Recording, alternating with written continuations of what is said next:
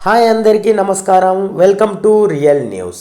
ముందుగా మా real news చూసే ప్రేక్షకులందరూ మా ఛానల్ని సబ్స్క్రైబ్ చేసుకోవాలని సవినయంగా కోరుకుంటున్నాను.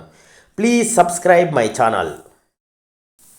పశ్చిమ మధ్య బంగాళాఖాతంలో శుక్రవారం వాయుగుండం ఏర్పడింది. ఉత్తర బంగాళాఖాతంలో గురువారం ఏర్పడిన అల్పపీడనం క్రమంగా బలపడి గురువారం రాత్రి తీవ్ర అల్పపీడనంగా మారి శుక్రవారం ఉదయానికి వాయుగుండంగా మారినట్లు వాతావరణ శాఖ తెలిపింది. ఇది సముద్రం మట్టం నుంచి 1.5 కిలోమీటర్ల ఎత్తులో కొనసాగుతున్నట్లు వాతావరణ శాఖ అంచనా వేసింది.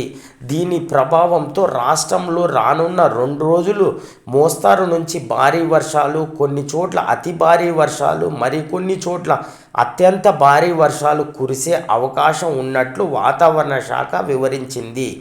ఆదిలాబాద్, కుమ్రంభీం, ఆసిఫాబాద్, మంచిర్యాల, నిర్మల్, పెద్దపల్లి జిల్లాల్లో భారీ నుంచి అతి భారీ, అత్యంత భారీ వర్షాలు కూడా కురిసే అవకాశం ఉన్నట్లు రెడ్ అలర్ట్ జారీ చేసింది.